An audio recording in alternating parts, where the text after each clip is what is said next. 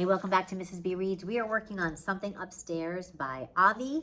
This is Chapter 1, page 7. Chapter 1. As far as Kenny Huldorf was concerned, Los Angeles, California was perfect. All his life he had lived in nothing but spring and summer weather. It never rained. The sidewalk trees were oranges and lemons. There were flowers on every street.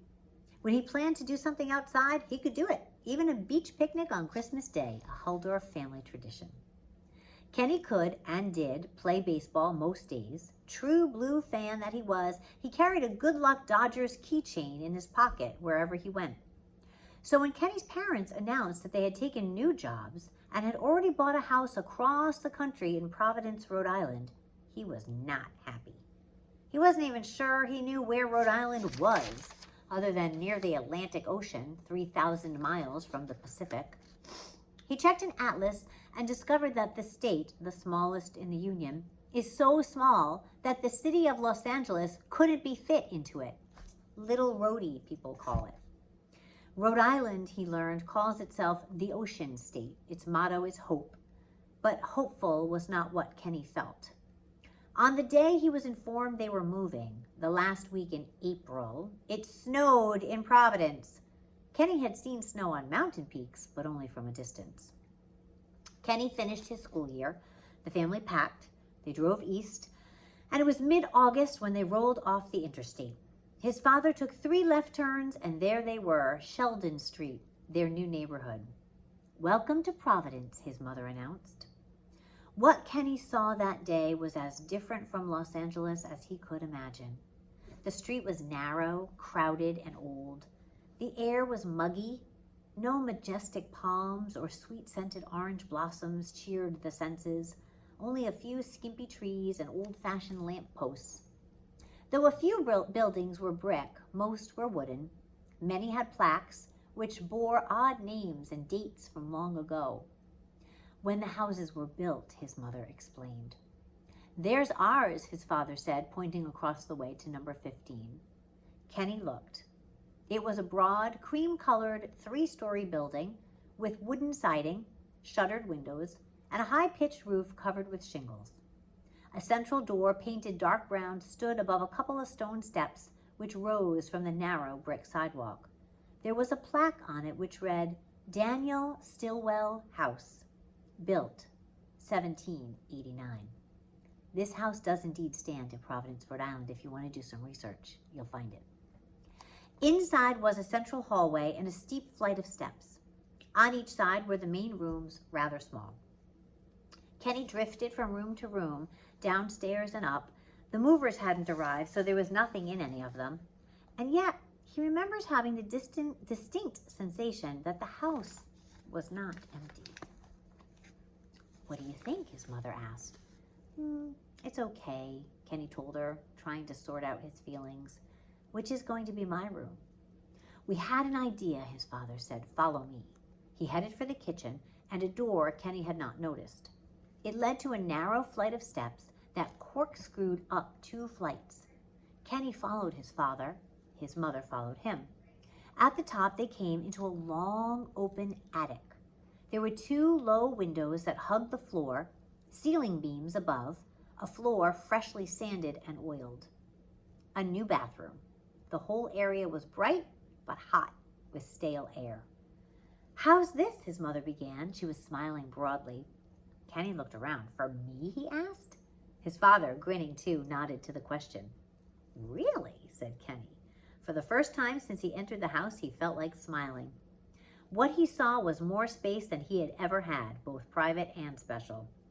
His mother went on, "It hasn't been lived in for years. We did it completely over. If you want it, it's yours." "It does get cooler," his father added. He reached toward a skylight and pulled a pole. Open wide, the skylight seemed to gulp like a gasping mouth. The air began to cool. Kenny walked the length of the attic, thinking of ways he could fix it up. "If you'd prefer," his father offered, "you can have one of the downstairs bedrooms."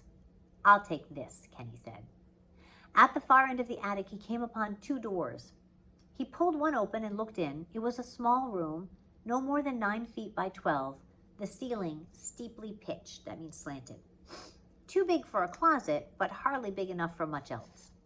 His father looked over his shoulder. Must have been where the servants lived, he suggested. It's so tiny, Kenny said. The good old days. Those are the original floors, his mother told him, and walls. Mr. Bosco, the inspector who checked the house for us, got excited when he saw them. Kenny said, looks dirty. His mother laughed. Think original, she said. So if you think about the date, this house is more than 200 years old, right? Kenny pulled open the second door and peered in. It was a smaller room than the first, dingy, hot, with a harsh, musty smell. There were no windows. Yellowing paper hung from the walls like the skins of tired bananas. A dark stain covered the center of the floor. When Kenny stepped in, he felt an immediate sense of unease. And the next moment, he thought he heard a faint rustling sound. He turned, expecting it to be one of his parents. Neither one was there. Dad, he called. Mom? Going down, came a shout from the stairwell. Certain he had heard something, Kenny turned back into the small room. The stain on the floor caught his eye again. As he looked at it, the thought came to him that it had something to do with a human death. And with that thought came a sensation of shame, as if he, in some way, bore some responsibility. He shook his head, and the moment was gone. He was fine, and the stain was just that, a stain. A new city, a new house, unopened boxes piled high. On most of the windows, no curtains, things to sort and put away, endless fixing up to do, rooms to paint, no time to do any of it, and the heat was high, a record drought, hot enough to bring sweat just with breathing. TV weathermen were speaking ominously of no let-up, and they were right. The streets were deserted as people huddled around their air conditioners. Kenny remembers being bored, restless, edgy. He kept trying hard to find a place for himself, but without much success. His parents had started working immediately, and since he had no friends and school was still weeks off, he spent most of his days alone. This gave him time, more than he wanted, to wander about. What he discovered was that Providence was not an ordinary city. It sure isn't. There were stone posts on curbs for tying up horses, blocks to mount for climbing into carriages. There were cobblestones in the courtyards and curious names on plaques, names such as Essex Ormsby and Peleg Quimby. 2 streets from his house was a building 250 years old, older than the Revolution, older than the French and Indian War. The Huldorf's new home was one of the old buildings. In fact, after they moved in, their real estate agent brought them a scrapbook which provided the history of the house and the land on which it sat.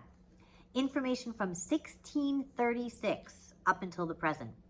Maps, deeds, and for recent times, photographs of the area, things that helped Kenny visualize the place as it had been. Though he had never been particularly interested in history, Kenny now felt an urge to know about the old days. More than once he asked himself, who were the people of this house? What did they look like? Did they wear funny suits, wigs, dresses? Were there any kids? How did they live? And, for that matter, how did they die? What Kenny recalls is that a few nights after they moved in, the heat the heat had become so awful, it was particularly hard for him to fall asleep. And then when he did, a mosquito awakened him. At least Kenny thought it was a mosquito. Half awake, he fumbled for his bedside flashlight and shined it at his clock. It read 2:35 a.m. He looked about. Though the attic corners were still caught in darkness, enough moonlight seeped through the open skylight to give the room a soft yellow glow, thick and hazy. He tried to settle himself to find a cool spot on his pillow, but he kept thinking about something his father had said, that servants once lived in the small rooms off the attic. How could they have stood it on such a hot night? He heard a sound. His first notion was that it was an owl or a bat. He lay still, listening hard. It came again. He describes it as a scraping sound, the kind of noise you'd make if you put light sandpaper to wood and rubbed slowly. Sitting up now, Kenny tried to pinpoint where the sound had come from, using his bedside flashlight to probe the corners. He couldn't see a thing. Perhaps he had imagined it.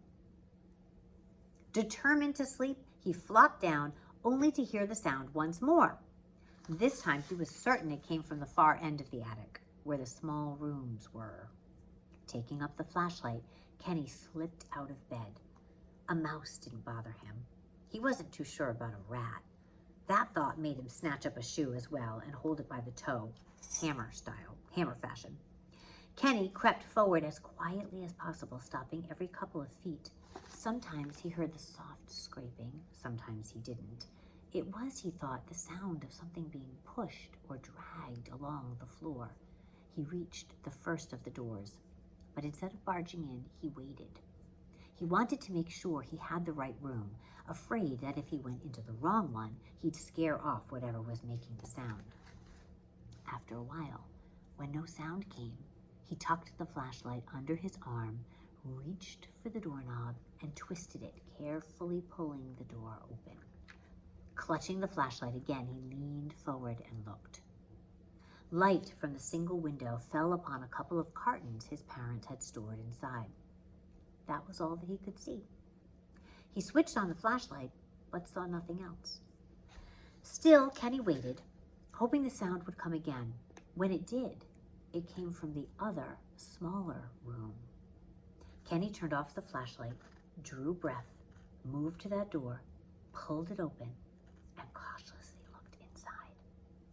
A white glow, almost shiny and brightest on the floor, filled the windowless space.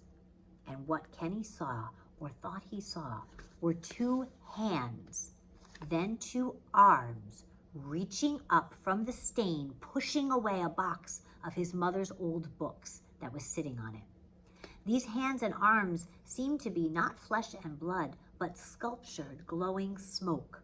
It was as if from under that box, a body was struggling to be free. Astonished, Kenny stood staring, telling himself that what he was seeing was not real. A dream, perhaps, some kind of fancy, but no, not real. Bit by bit, the arms edged the box off the stain. It seemed like hard work. Their muscles bulged with effort. Sometimes, as if tired, the arms would seem to rest. Then the hands, with their small but perfect fingers, would curl around the box's edge, flexing out apparent pain. It took an hour for the carton to be pushed away. Kenny watched it all. When the job was done, the hands reached from the floor, held onto the box, and pulled. A head rose from the stain. Then came a neck, then shoulders, the rest of the body. Soon the whole thing stood upon the floor, still and waiting. A soft, pale, pulsing glow radiated from its body, a glow which formed a vague boundary between air and mass, in equal parts, nothing and something, except it was clearly not a thing, it was a shape, like a human being. The figure had no shoes, but Kenny recollects seeing trousers and a shirt, not tucked in, whose frayed sleeves reached midway between elbows and wrists. A stain was spread upon the back of the shirt. The more Kenny looked, the more certain he was that this was a boy. As Kenny watched, the boy approached the far wall, where he began to feel about its surface as if he were in search of something, as if he were looking for a way out. He tried the second wall, the third. Kenny fumbled for the flashlight switch and turned it on, aiming it right at the form. The light went through him. He cast no shadow. Just then, Kenny saw, with a mixture of thrill and horror, that the boy was about to move toward the door wall. They would come face to face. The figure turned. Their eyes met. Unexpectedly, the boy's hand reached toward Kenny. Taken completely off guard, Kenny reacted defensively, lifting his shoe to protect himself.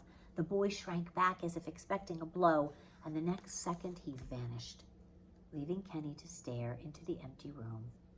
It was as if the boy feared him. Don't forget to like and subscribe.